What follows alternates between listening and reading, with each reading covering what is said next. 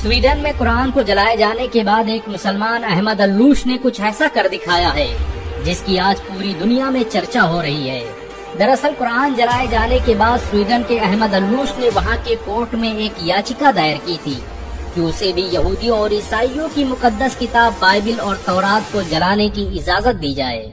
अहमद अल्लूश का कहना था कि जैसे स्वीडन में सरेआम सरकारी सिक्योरिटी के बीच कुरान को जलाया गया, वैसे ही वो भरी सिक्योरिटी और लोगों के बीच बाइबल और तौरात को जलाना चाहता है।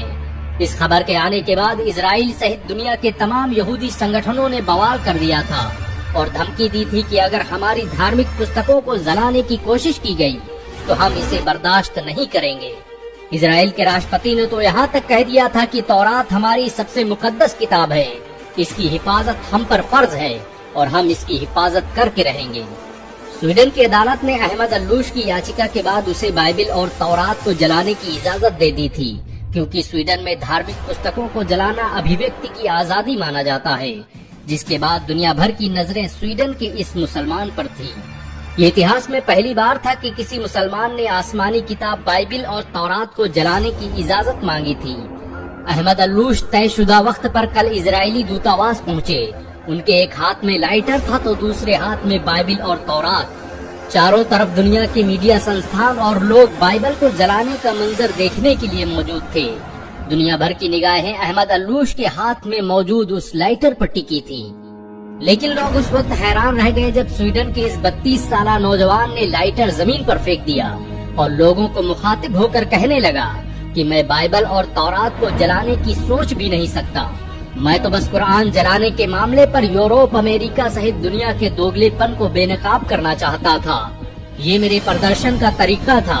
मैं चाहता था कि लोग आएं और मेरी बात सुनें और एक मुसलमान के दर्द को महसूस करें। जिस तरह से यहूदियों और ईसाइयों को उनकी मुकद्दस किताब को जलाने की बात सुनकर तकलीफ महसूस हुई, उससे लाख गुना ज्यादा हम मुसलमानों को तकलीफ होती है जब हमारी मुकद्दस किताब कुरान की बेहुरमती की जाती है। अहमद अल्लूश के पास बाइबिल और तौरात के साथ कुरान भी मौजूद थी। उसने कुरान को बोसा दिया और सीने से लगाते हुए कहा, भला मैं उन किताबों को कैसे जला सकता हूँ जिसकी तस्दीक मेरे कुरान ने की है।